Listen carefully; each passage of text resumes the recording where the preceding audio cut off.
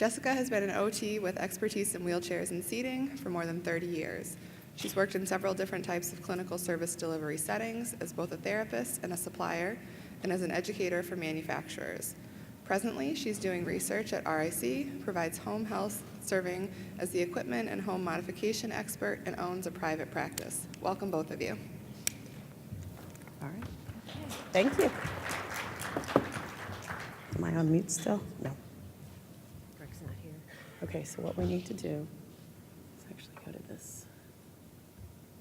There you go. All right. I'm going to give you the lead. All right, thanks for getting up and getting here at 8 o'clock in the morning, last day of the conference.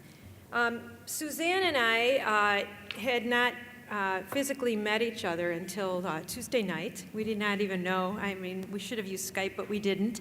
So we didn't even know what each other looked like. But about a little bit more than a year ago, Greg Peak, who is on his way,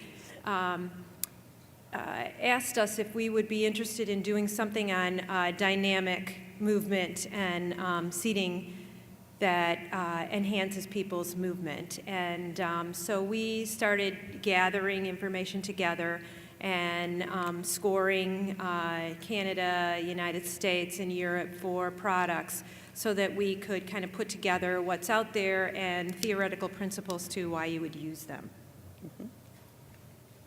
So last night, or Wednesday night, who went to the Wild Horse Saloon? Wasn't that a great time?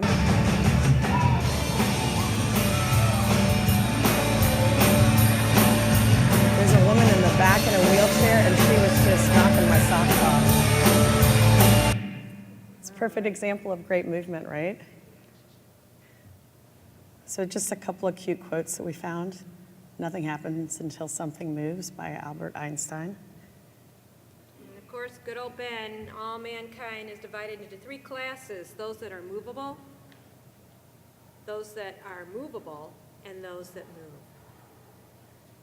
You take over. So why is movement important? And especially, why is movement important in our wheelchairs for individuals who have limited movement currently? It is to feed the brain, in my humble opinion. And in 2011, I went over the processes of how neuroplasticity occurs. I'm not going to do that again, but if you are interested in knowing a little bit more about that, I have a PowerPoint presentation from before. I'm not expecting, when I put movement in my systems, I'm not expecting reversal of the brain damage that has occurred in the individual who I'm working with, but I am looking to harness what the brain can do in reorganization and neuroplasticity. So the way I have chosen to address rehabilitation needs for some of the clients that I work with is through dynamic components in their wheelchairs. So movement allows the building blocks for, there you go. Movement allows the building blocks for understanding our world. That's how little kids understand what's going on in the world. The basics of just reaching and holding something is the basis of learning perception. And when we learn perception, we start with the foundations for higher intellectual thinking. And so movement is really important because it starts that. Our vestibular and motor systems develop together, and movement encourages experience-dependent activity. Why we move. Motivation is different from somebody moving you. So I like to talk a lot about, it's called experience-dependent neuroplasticity, because one of the things that I wanted to figure out from the previous time that I talked was, what is the mechanism that allows neuroplasticity to occur? And how can we harness it even better? The mechanism for neuroplasticity is experience-dependent neuroplasticity along with an enriched environment. So what exactly is an experience-dependent neuroplastic situation? Well, experience is something that we do to gain and explore our environment, and dependent is something that we need to have we have to activate to do. So the next slide that we're going to show are the 10 rules of experience-dependent activity. I'm going to quickly go through these, but the first one is use it or lose it, which just basically means that synaptic pruning occurs when we do something or we don't do something. All right, I had all these cards. I don't know where to go. I know, all right. Practice, number 2 is use it or lose it. Use it and improve it, which is practice makes perfect. You keep doing the same activity over and over and over again, and it happens to improve the strength of the connection in the in the synaptic region. Specificity just means that you're doing that same thing, like I said, over and over again. You're specifying that rule. And it's funny because later on they'll say that when you do that, it enhances other parts of the brain. Repetition matters. Tons of movement needs to happen. Intensity matters. You know, just like a bodybuilder, when you go out there and you add more weight to your dumbbells, you're going to get bigger muscles. Same thing with neuroplastic changes. The more times you do it, the more times you're going to get a better connection. Time matters. The research is showing now, and if you all are into the neuroscience research, it's showing now that you can have neuroplastic changes throughout life. Of course, we have very definite times where it's heightened, that there's supposed to be changes, but when somebody says somebody's had a stroke 10 years ago, they can't improve, that is not true at all. Age matters. And that basically is the same thing as that. But the most important part of this is the salience matters. I actually had to look up the word salience because my big thing is motivation, intention, and desire. And if a person doesn't have that, they're not going to get their neuroplastic changes. So salience is meaning. And to me, that's the most important part of our job, is to understand what is the meaning of something for somebody. And for most of the kids and young adults that I work with, movement is that. Transference basically means that when you worked on one task, it's going to affect another part of the brain too. And interference just means if you have bad self-stimming or bad activities or bad movements that you do that could reduce the importance of what maybe you had done previously. Thanks. So why is that important? Well, studies have shown in rats that when you do something that is motivating intention and tons of intensity, your brain creates something called brain-derived neurotrophic factor. It's a growth factor which enhances the brain's recovery, builds stronger synaptic connections, encourages dendrite and axon development. An experience-dependent activity also increases the amount of oxygen that you take into your body, which also feeds the brain a little bit better. And when you move, you also enhance your circulation, just exercise. Another thing that enhances neuroplastic changes in the brain is an enriched environment. You all have heard the studies with the monkeys and the rats. You have 3 controls of rat population. One's in a cage by itself. Another one is in the cage with a couple of other rats. And the last ones, the 3 of them are in cages or are in an environment that has stimulation. You know, the wheels, the rotating wheels, the things to climb over, good food. All of those things are called enriched environments. And their brains have shown when they dissect them at the end to have stronger synaptic connections, more dendrite branches. And when we look at movement in a wheelchair, we are enriching the environment for that person because we're providing them with kinesthesia, proprioception, and vestibular. All right, so that's it for that. I'm not going to talk any more about that. So if you are a neuro person, I thought this was great, and I love the Big Bang Theory. All right, Jessica. Okay, so what we wanted to do was to pull together equipment that's out there and show you what's dynamic about it.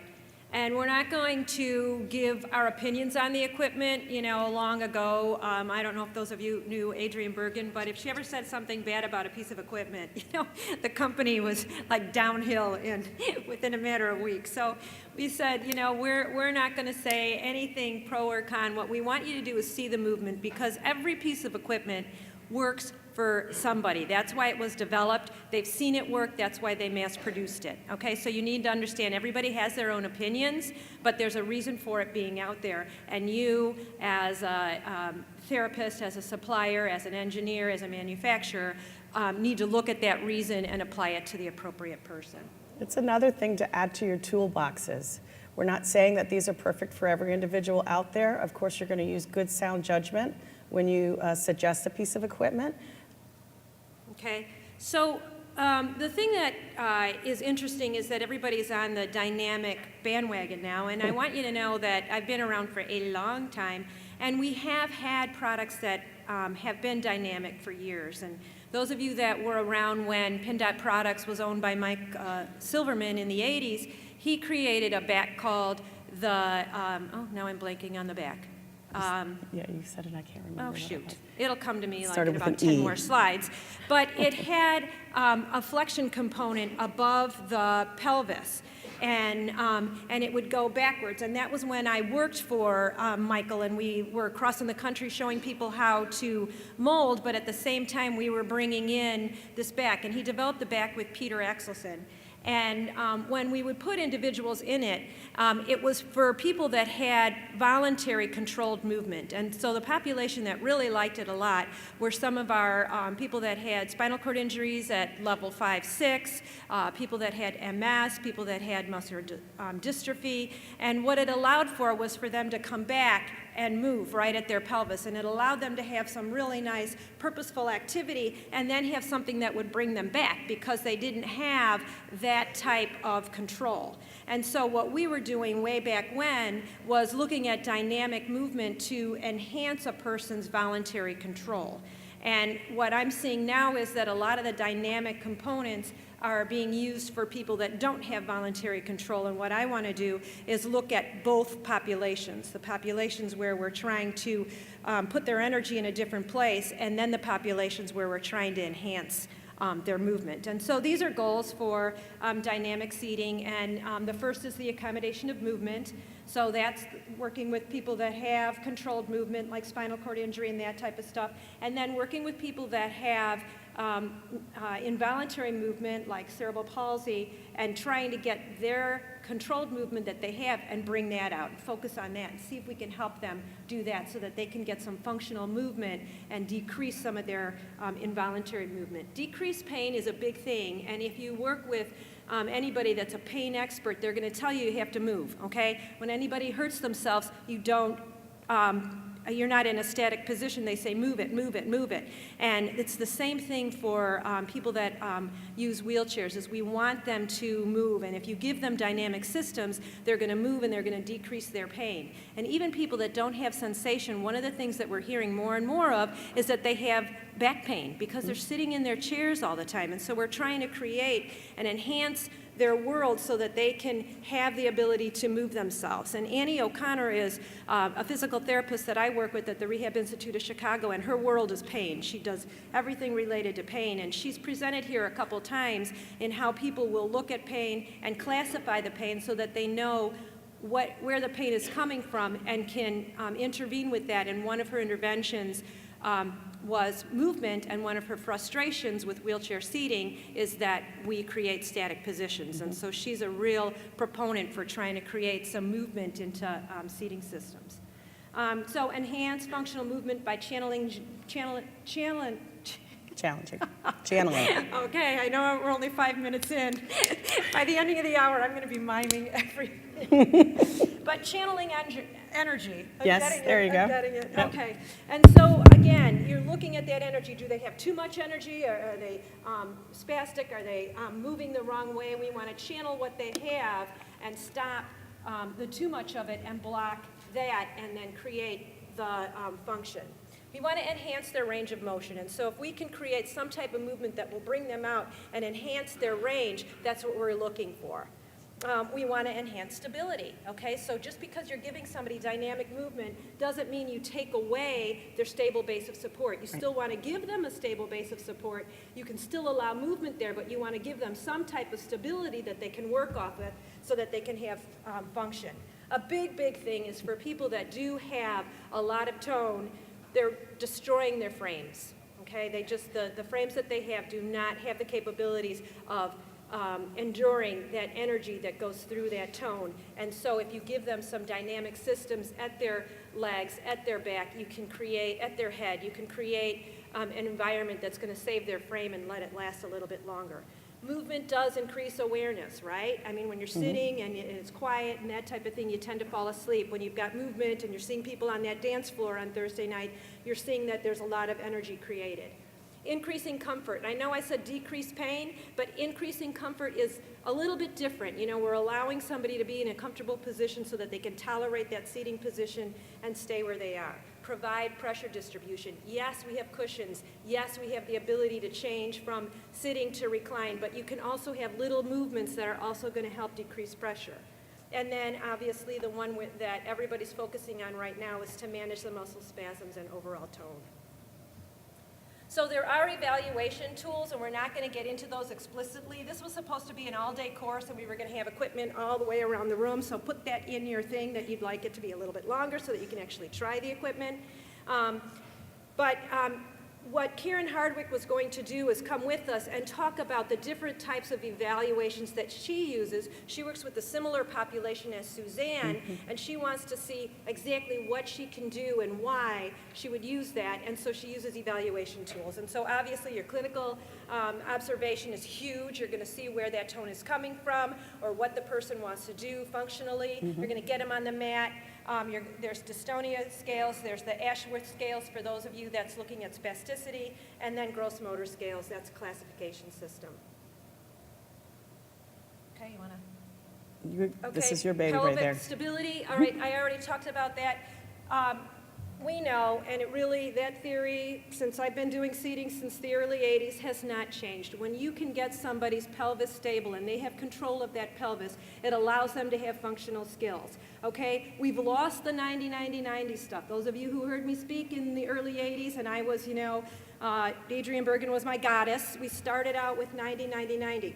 You know, we took 90 million pictures and showed them, and, you know, then, you know, months later, we're realizing we're hanging people on their chest straps and everything else, right? So that's gone. It's also gone that you're going to, you know, keep the pelvis from moving at all. You want to have some functional movement in that pelvis. You want to allow for some anterior movement, some posterior movement if they're wheeling a wheelchair, so you don't lock them in, right? Neutrality. They might not be functional in neutral, right? Because any of you that were therapists know that you need a rotational component. You need asymmetry in order to do anything. Drink a glass of water, right? You know, wheel your wheelchair. Your body is not symmetrical while you're doing that. It's asymmetrical. And so if your person is going to be functional doing a skill, you're going to notice that they have to have asymmetry to do that. So you have to allow for that asymmetry. Okay? Just to hop on this with you, just because I think one of the things that is kind of missing from a manufacturer standpoint is a piece of equipment that might give us a little rotation in our systems, not just the foam, but maybe something that would follow somebody with the polymers inside and then bring that person back. So I know I've talked a little bit about this to other people, so sorry. No, go for it. We put this in there because sometimes you don't need equipment to make somebody have more movement within their system. Look at how you've placed the lateral pads, the back height. Where have you placed, if you have hip guides in there? And maybe if you were to move them a little bit, move them up higher, move them down lower, you might get a little bit of more active, voluntary movement. Okay, so you see it's rusting, all right? So that's what we're seeing is we want to prevent the contractures. We want to prevent that static movement because in all our efforts to have somebody look nice in the wheelchair, one thing that we are creating is stagnation, and that's causing some orthopedic issues. So we want to get that dynamic, we want to get movement. Those people that can't move, and it's not just about dynamic seating, Alternative positioning, 24-hour positioning is all together with this. We need people to get out of their chairs or move when they're in their chairs. Right. One of the things that always has stumped me when I've listened to some of the individuals who I adore, like Karen Kangas, is she's always telling us about you can't be in your chair all day. I realize that, and that is my ideal also. However, in our real world, if you weigh 150 pounds, how many people are going to mechanical lift you into and out of systems throughout the day? So is there a way of providing alternative positioning within that system? Can you lock it in? Can you lock it out? There you go. That was Okay. time to go over the stuff.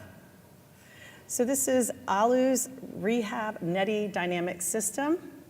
It's in Norway. So some of these may not be over here, but if you're a distributor and you find it that interesting, maybe you might want to start a relationship. We're just the ones who want to use it. This is a full body system, and you want to check this out. He already showed that the headrest moves anterior, posterior. He's showing the backrest. He's going to go show the seat. I may have cut that out. Oh, no, I didn't. I know. We were going to make this shorter, and we were exchanging videos back and forth, and this is the one that both of us said, let's make shorter, and neither of us did. Well, here's the funny thing. So we've never met, just on a cute aside, but we both controlled each other's computers on this site called Join Me so that we could be on the same page. So you see it did head, it did back, it did the seat comes up, the legs move at the knees, and they move down at the feet, and they also dorsiflex and plantar flex. It's the PT thing. Okay, so you can see the whole thing. So you can imagine a person with really high tone that's going into that extensor thrust. It moves with their whole body and then comes back. Yeah. So Thomas Hiflin, last time I did this, I didn't say the name right. I have been practicing it and practicing it. They have a really interesting system out there. It's microstimulation, and then they also have some dynamic. Absorbs the slightest movement of the body and emits them elsewhere through an impulse. I thought somebody was talking to me. This is how an impulse chain reaction is started, and movement is possible without loss of stability. Twist Easies is characterized by a flexible back system and a firm seating area. The open design of the back system makes it possible to monitor and examine the posture of the child. The only thing that I wish they would do is make it for a heavier person. I think it goes up to 75 pounds. Oops. So the active line Yep. doesn't have the head component there, does it?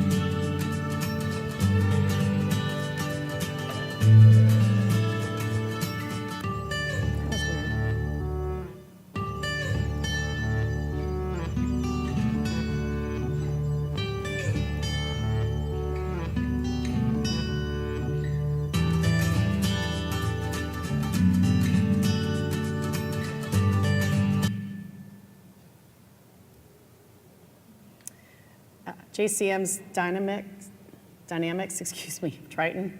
This is a small, very teeny one. Revolutionary dynamic seating system, the Triton Dynamics has been specially designed for clients with a strong extensor spasm. So that one is more of the back movement with hydraulics. Lecky Myga with dynamic back. It was funny. They came to Lecky representatives came to my facility and said that they made this dynamic back just for me. I thought that was hilarious. So this is also a hydraulic back. So these are still full systems, but now, rather than the whole body system, we're looking at the back system. It doesn't have a seat or legs. Right.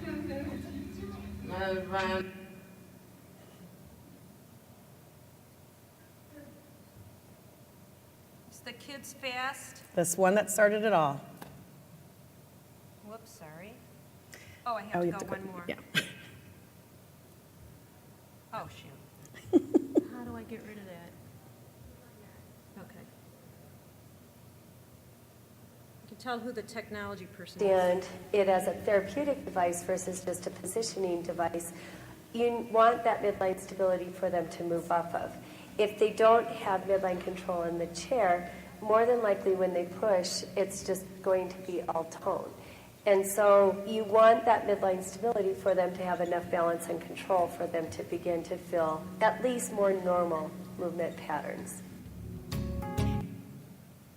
And that one is used a lot here in the United States. Okay, and then the Riften chair.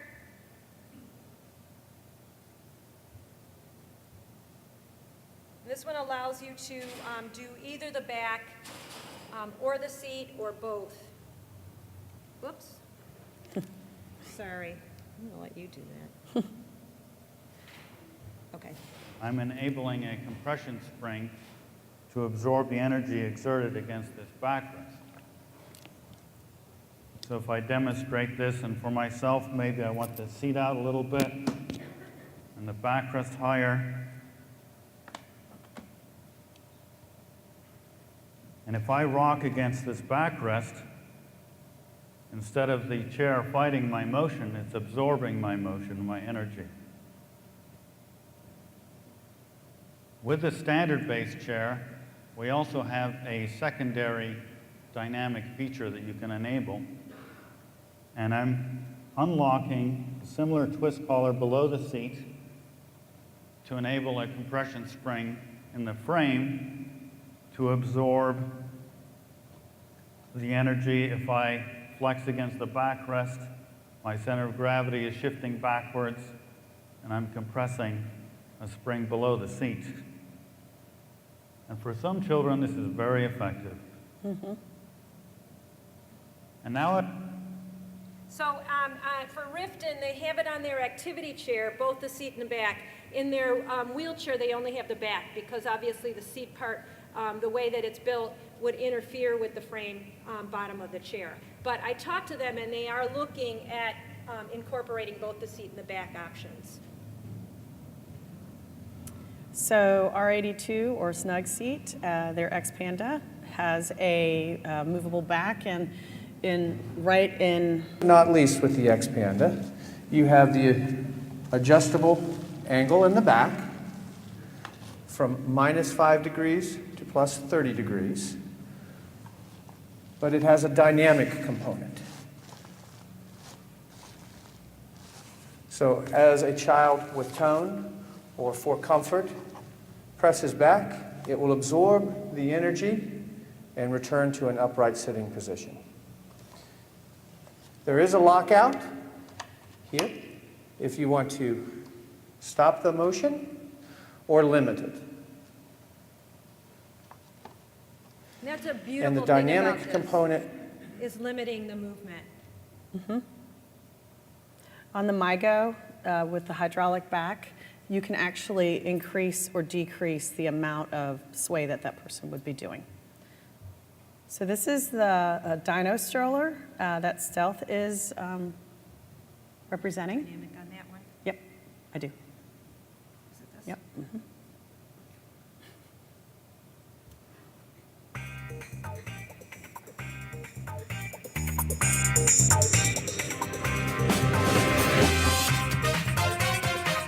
Some of the music cracks me up.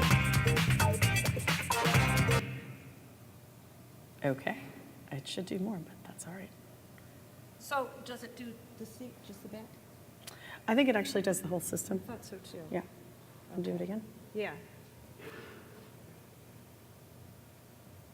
I didn't see the seat.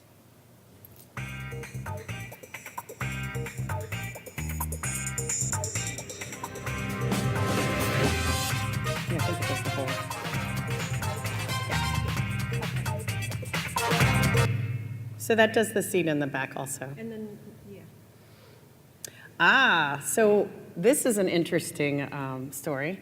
We were researching all dynamic seating that was out there, and you know, I'm still always looking for the next best thing.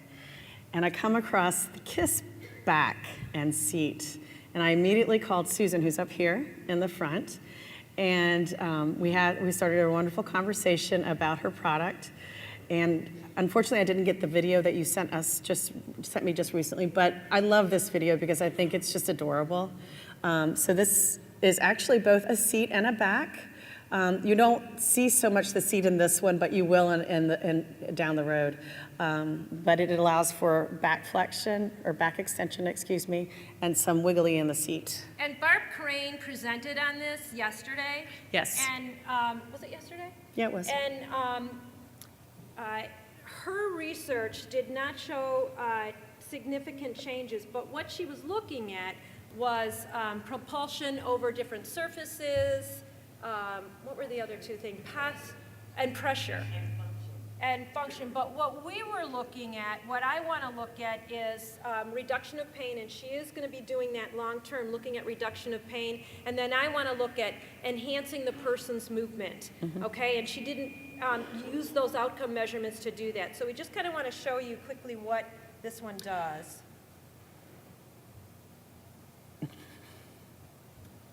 I love this music.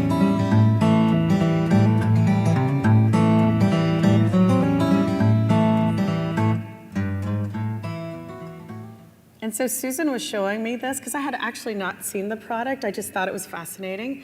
And the way that she allows for the back to come back, or forward actually, is through these struts almost of metal that you can add to decrease it. Am I doing it all right?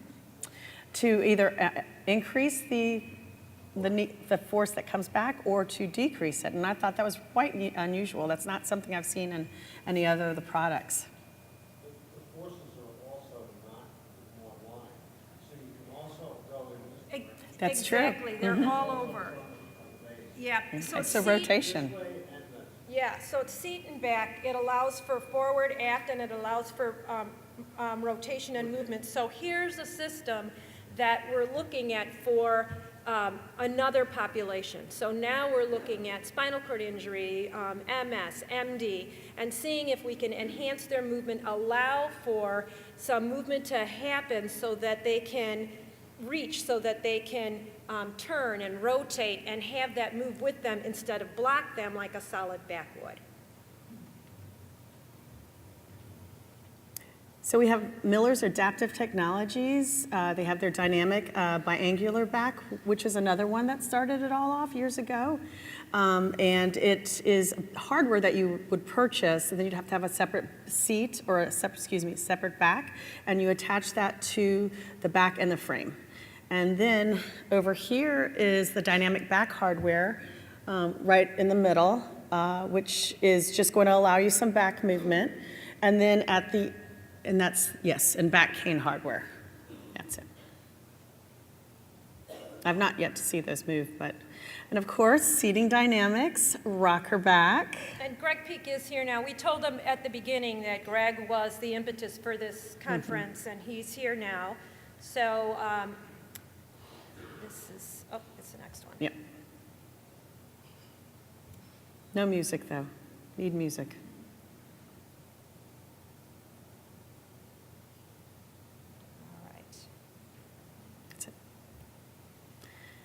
Other back products that are out there is Stealth has a dynamic backrest hardware. I didn't have a video for that, sorry. They also have, if you are familiar with their headrest tone deflector mounting hardware, they actually have one for a back, and that would be more for somebody who has much better sitting ability, and you might need a lower back. But it will give you 5 or 10 degrees of movement on the sides and back and forth. Okay, so Sunrise Medical, they have a mono back, and they have dynamic. They have the new mono back, and then they have the dynamic hardware that goes on there, and it's very interesting. Okay. There's a video underneath. Yeah. Or even a dynamic back. Can it handle anything like that? No problem. So, sorry. Do you want to see it again? All right. And I actually have this one at my work. I should have probably videotaped it. Or even a dynamic back. Can it handle anything like that? No problem. So it looks like what it is like I'm not quite sure what the mechanism is, except that it has the polymers very similar to a lot of the other ones. And of course, all of the ones that have polymers, seating dynamics, frog legs, for example, you can change the density of the polymer to provide more resistance or less resistance, which of course would then affect how much movement that person needs to do. Okay. All right, so pelvic, and we're kind of moving across the body and we're looking at add-ons and stuff. And so this is where you can provide some stability and also allow for mobility. And so this is what we're saying is we're getting away from all the static types of stabilization. And even though we're providing stabilization, you want to see if they need and can function with some dynamic movement. And so the hip grip is really hard to get funded because it's in the same code as a pelvic belt. And so you're talking a $75 product versus the cost of the hip grip. But for those individuals that it works with, it's a really beautiful system. We need to see if we can get it recoded.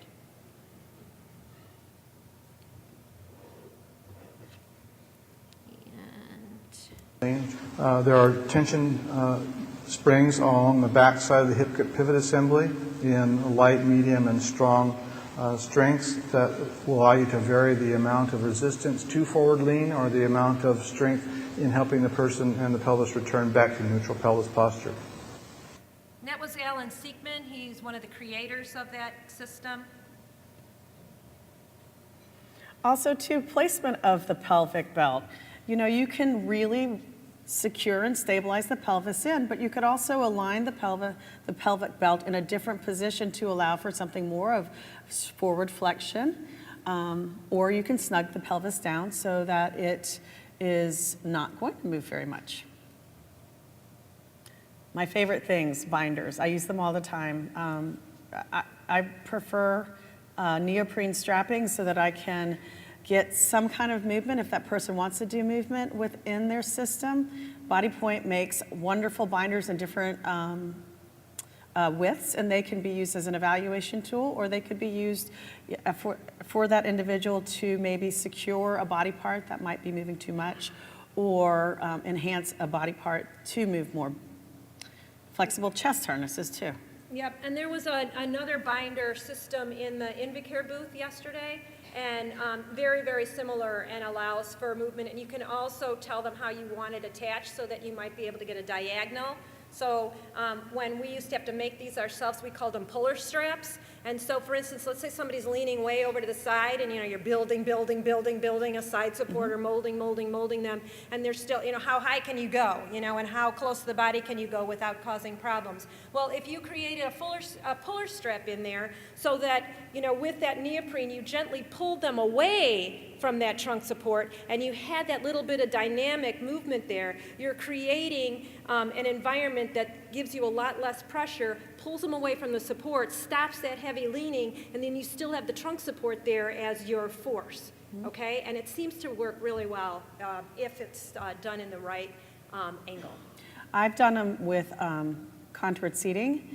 I've actually cut out a portion of a contoured seat in the back to slip a neoprene strap through so that when it goes over the shoulder, it's enhancing that movement that person's doing and decreasing the bad maladaptive posture. Yeah, it has to be inside. It has to be directly on the body. When you put it on the outside of the trunk support, then it's only working as an anterior. So it has to be inside the trunk support in order to work. So whether you're using planer or mold, you have to have it inside, so that's against the body. So you can imagine, it's pulling against that. That's why we call it a puller strap. And it's stolen from the orthotic professions. Mm-hmm. So here's Kiss's seat. I don't think I have a video for this, but you can see underneath they have springs that will move along with you when you're moving. Now, do you guys have different tensions of springs for those? Okay. Okay. Okay. Okay, so she said not yet. They don't have different sizes yet, but they're, it would be easy to do. I just found this yesterday. This is called Body Rhymes. It kind of is the same concept of what I do with the air bladders, but it's in a, more productive. Design more for the Yeah. chair. Excellent. Love it. So these are cushions that have memory foam around the outside, and then inside they have an air bladder that you can inflate or deflate to depend on whatever you wanted to get out of that system. And the back is the same also, and it's very reasonably priced. So seating dynamics, telescoping, dynamic elevating, telescoping footrest for individuals who... Did it go? Yeah. There we go.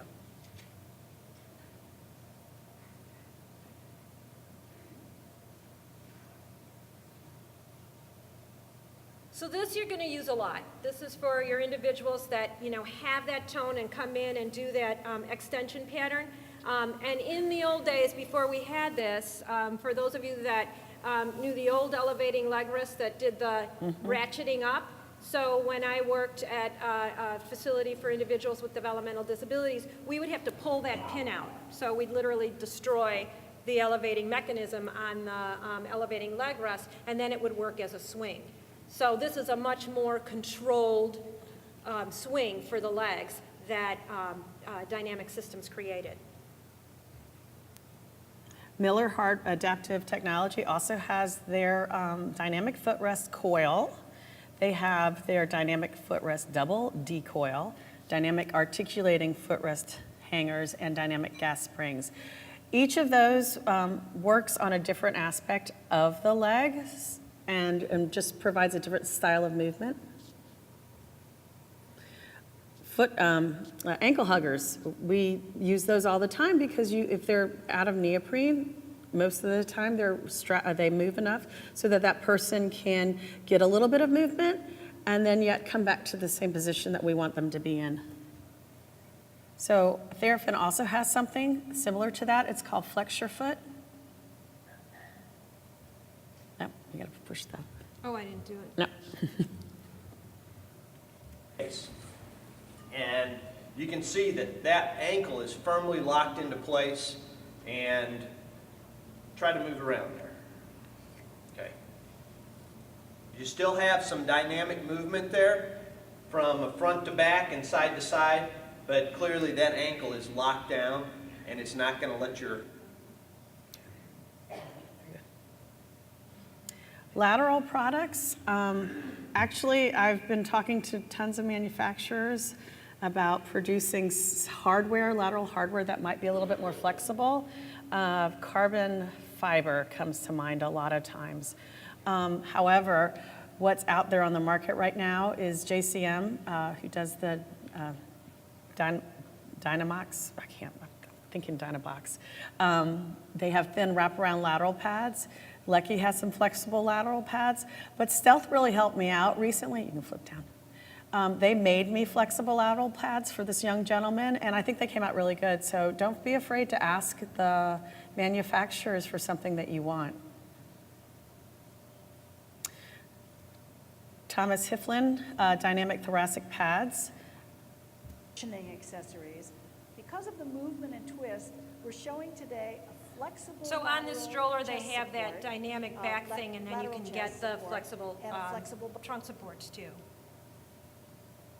At St. Mary's, we, because there wasn't a lot of product out when we were first looking into this and trying to help people out, so we ended up taking a lot of the polymers or getting like corks and stuff like that, the polymer corks that you can buy, and drilling them out in the middle and putting that in between the lateral hardware and where the attachment point is on the track, so that when that person moves, and we have a good video, it gives just a little bit. Actually, we started off doing this he's a good example, because the individuals were tipping their chairs over, and I'm like, let's absorb it somehow.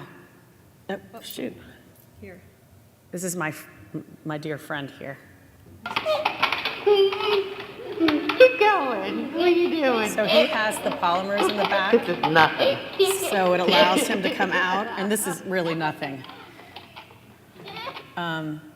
He also has them in the seat, and I have a picture of that too. He's a wild man. Yes. So Miller's Adaptive Technology for headrest products now has their hydraulic headrest hardware, and they also have a spring-based hardware. Stealth has the tone deflector, which I was talking about before for the actual back itself, but this is the same concept on the headrest. And it's an interface between the headrest mounting hardware and the headrest. And it has a lot of movement, not just fore and aft, but it allows for Rotation. as well. Oh, we have it. I do. Any kind of tone or any kind of movement, you can see that it actually is all taken here now in the tone deflector. So considering that and really thinking about that, if you're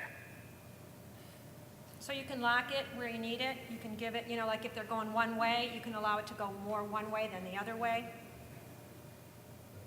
You do better with the This head is Kathy pod. Mulholland's Pacific Rehab head pod.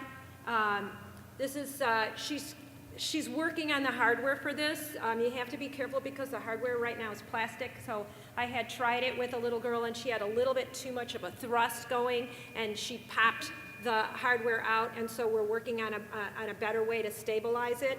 But it provided her with the type of head control that I needed so that she could look around, and it holds her head in a position that now the mom's able to feed her, and she's got her neck in a position where she's swallowing safely.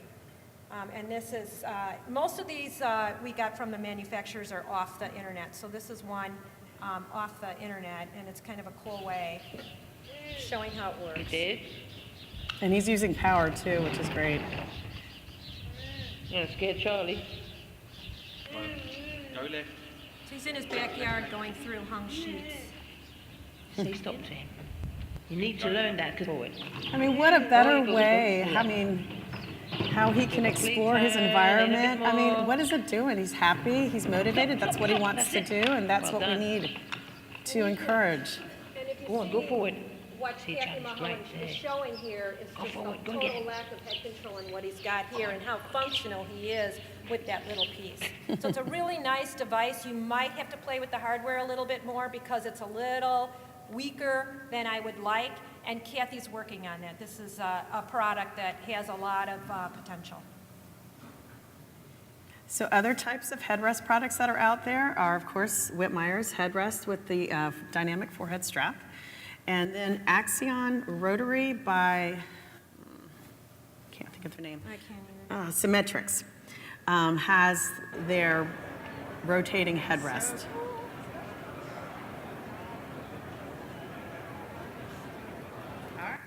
Okay. So we actually do a lot of frame adaptations at St. Mary's. What we like to do, and Frog Legs is aware of this, is we like to take out the polymer in the frog legs and use them in the backs. But we put in a spring, a valve spring, and the kids are able to rock a little bit more forcefully if they enjoy doing that. This young lady actually also has a seating dynamics dynamic back, which after she'd gone through another manufacturer's back, we got this one.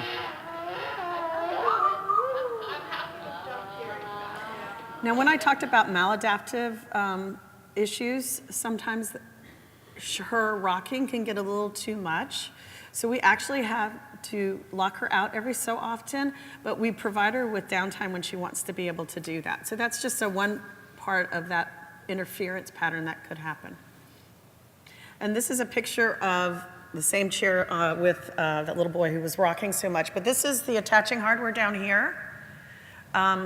And you can see just it's a piece of rubber in between the two. We were just trying to provide shock absorption, which actually ended up creating more movement, which he was craving. So we use air bladders, which is a similar product to the body rhymes. So we put them within the backs. You can put, you can get air bladders for blood pressure cuffs from any medical manufacturer that's out there. And we just slip them in every place, and you have the cord that comes out, and you can blow it up. You can, yes, I do my mouth, but I always isogel it beforehand. But you can blow it up, and then you can take hemostats and clamp it off. I use a pressure mapping system a lot of times just to see if I'm getting any results, because sometimes I'm doing it for pressure relieving qualities. But oftentimes what I find is when I do it, the kids just enjoy it so much and they're just wiggling around. We also use in this case, the gentleman in the middle here had business before we had any rocker backs out there. He would push so hard, he would break other products, but we have extra foam in the foot bucket so that he would just push down into it.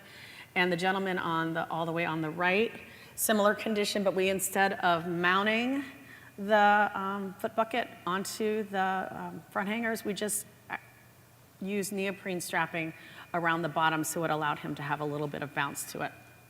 Not very good at grading, but we were just playing around.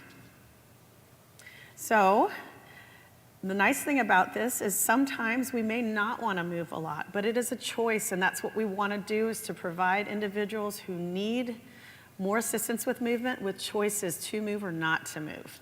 So, all right, I guess we have a few minutes for questions, if you have any questions. I had a lot of questions in 2011. What I wanted to tell everybody was the products that are out, there are so many more products that are out there now.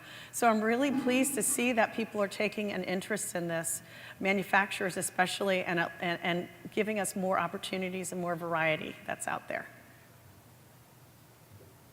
Yeah. Just curious on the little boy you had with the laterals. I guess my curiosity, why did you put laterals on? Oh, well. Oh, he's a preemie. He was born at 23 weeks. He has 3 ventricular peritoneal shunts. The fact that he can do this is freaking amazing. Why did we do it? Why did we put them on there? Well, we have a team of people. I probably would not have done it if it was just my decision. But he also has a right hemiplegia, so he does lean over a little bit more. Yeah, it's a good point, though. I never thought of it that way. But the physical therapist really wanted him to have lateral pads, so. No, that's fine. It doesn't bother me at all. Yes? So I'm curious as to all these somewhat custom approaches. Yeah. How do you get that off is it a script? Oh, no. We live in a biosphere, very similar to Gaylord Opryland, where it's beautiful and perfect within our facility. You know, so myself and Larry, who's back there, Larry, raise your hand. He's my guru. We can do pretty much anything to the systems. Now, if it's going to be something that's going to radically change that person's body, I'm going to run it by our physiatrist beforehand. But if it's just something simple, then I'm not, you know? So, and so we're Medicaid funded primarily, and I don't have problems with getting, if I do get dynamic stuff, ever approved. Yes, sir. Do you expect to see the same results in adult neurological? Absolutely. Thank you for saying that. Yes, I do. And I'm going to tell you, in the state of Virginia, we've been moving, we had state institutions, and we are moving them out into group homes. And I'm helping to provide some of their seating systems out there. And yes, I'm putting dynamic stuff on there. And the people are happier, and even the staff are seeing that the person in the chair doesn't have as many skin problems. Their chair is going to work better for a longer period of time. There may not be as much adjustment. We are doing definitely adults. I consult in the state of New Mexico about 4 or 5 times a year, and we do. There are adults with developmental disabilities that are scattered throughout the state, and so then we go from facility, independent living center to independent living center to provide their seating. And we're just finding more and more that we're providing little dynamic seating systems, backs and leg rests, foot rests, head rests. Mm-hmm. What I'm not seeing that I want to see more of is dynamic seating for individuals with purposeful movement. And so getting movement above the pelvis where we can really create that extension and allow that to come in. Endoflex. How about it?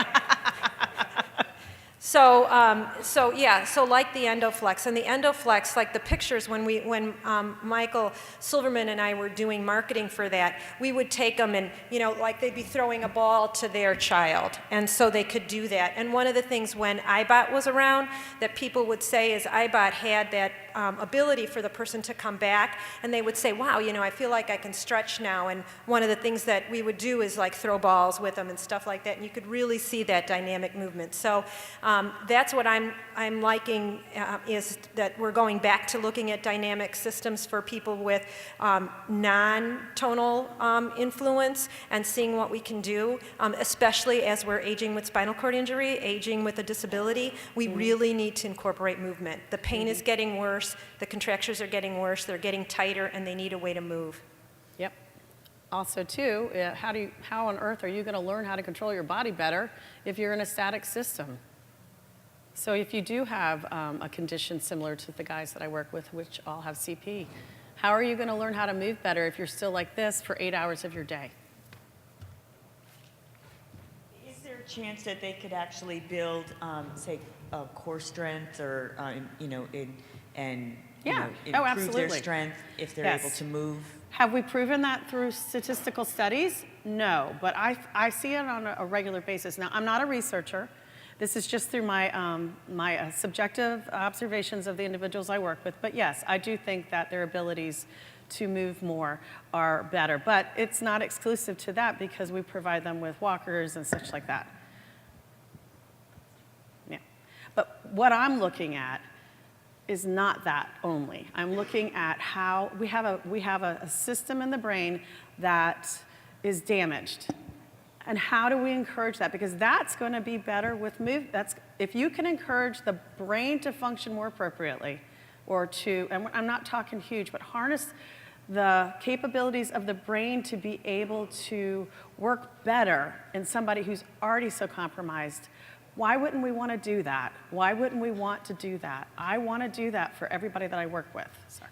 In my research with dynamic seating, because I studied it first for office and then automobile, and there's actually an element of depression that happens when you can't move. Exactly. And yeah, you are absolutely right. Yeah, the limbic system only works when you move, when you get vestibular activity. So. And that's your awareness, your arousal, your attention. So how do you decide when you need to put in dynamic components into a seating system versus the person just being able to, or creating a system that allows the person to be able to move in and out of the seat? Do you know what I mean by that question? I think it's very individualized for every individual, or for every person that you're evaluating. I think every system should have a degree of movement, whether it be just a little bit in the seat, like those air bladders, just to make that person comfortable and to enhance what they already have, hopefully.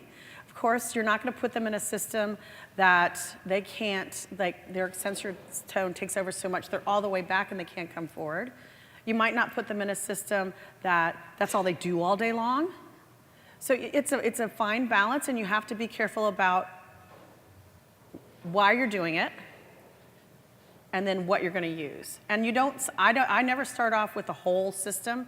I did it with one person once, and it worked okay, but I'd usually start off with something small, a dynamic back, and then, because I'm with these individuals for their life, so as they get better control, I'm able to put more components into it. Does that make sense? Yeah, I guess I was thinking of the people that don't have the muscle tone, but... It'll improve your muscle tone. Well, you're talking about other diagnoses, correct? Oh. Not necessarily. I'm thinking right now about a girl with cerebral palsy who had a severe scoliosis, and we put her in a molded system. And when we did that on the fitting, she couldn't move as well because she was, we controlled her posture better, and she wasn't falling laterally anymore, but then she couldn't do as much forward, being able to come out of the system. And I see, you know, that a lot in terms of, you know, anybody with weakness overall is you want them to be able to come out of the system and function and then be able to move back and have some support. So I think your comments are more related to kids with a lot of movement and a lot of tone, rocking type stuff. Right, but with that, having said that, and having worked for PNDOT for the years that I did, I will tell you that the way that I did molds in the 80s is very different than the way I would do molds now. And if you listen to somebody like Jill Sparacchio, who works with the population that you're talking about, one of the things that you're doing when you're making that mold is looking at their movements and finding out their history. So I'll tell you a mistake I made.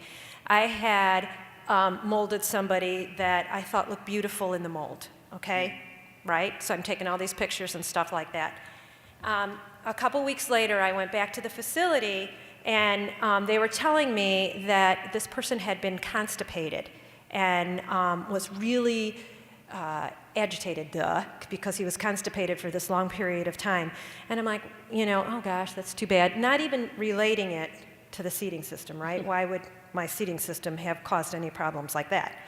So it was really interesting because the seating system that I had made was off to the side of the bed, and aide who had been on vacation came in and couldn't find his old wheelchair, and they don't get rid of them, okay? It was there. So she went and found it, not knowing that he had a new one, found the old seating system, put him in there, okay? He looks like 2 cents in this seating system. Put him in there. She comes out, we're talking. So I'm still there talking. I don't know he's in his old seating system, and he has a huge, majorly huge BM, like the chair is coated.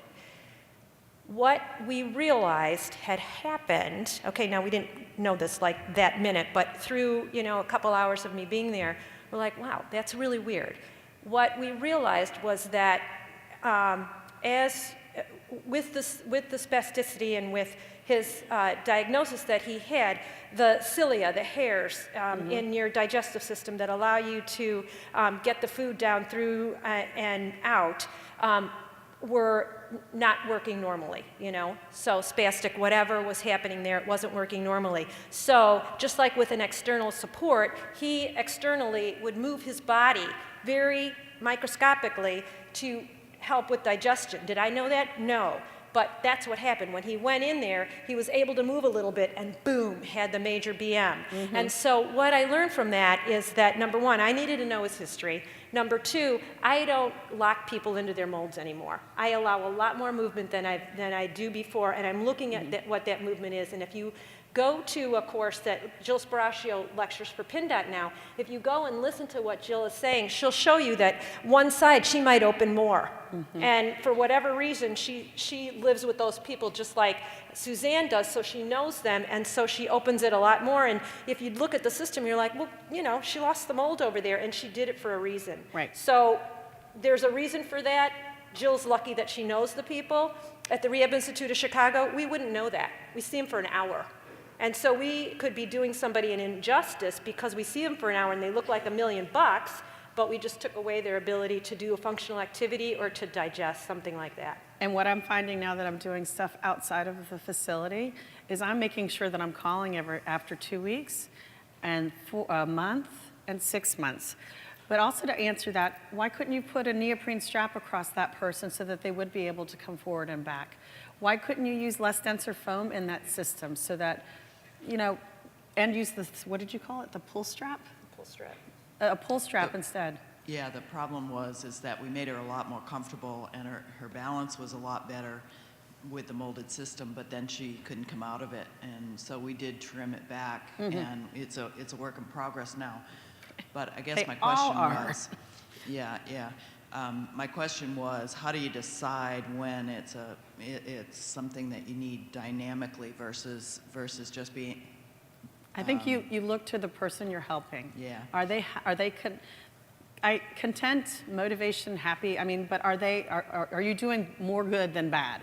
Are they getting? Is their skin good? Is their internal their digestion, and stuff that would happen. Are they eating well? Are they, especially if they don't have a communication ability to communicate well. You're where we are. There's no answer. Yeah. Seriously, I'm not going to stand before you and give you an answer because I have no clue. You think it's good, and that's why we like seating, right? It's not boring. No. It's like you look at the person, you're like, shoot, they looked great yesterday, and now they don't. So every day. I've screwed up just as many times as I've been successful. And I've stopped saying, what were they thinking when maybe we have a new resident come in? Because you know what? You guys have the ability to make great decisions about these systems, but the systems are pretty constant, and everybody changes. So what you made for somebody 6 months ago might not look good on them now.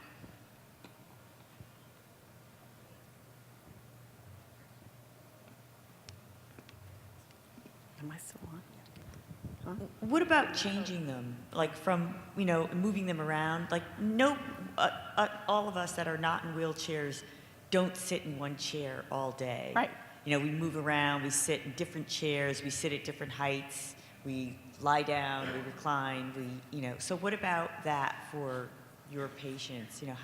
Are you able to provide that kind of diversity and seating? No. Because insurance companies will only cover one primary mobility device. However, the goal of where I work is that they get position changes every 2 hours, whether that be a tilt in space, whether that be a wet-dry check or a personal hygiene check, or whether that be out onto a mat so that they can be able to do something else. That's the complication. That's why I did this, was because I can't get them more than one system. So how can I make that system do more than just stabilize and look beautiful?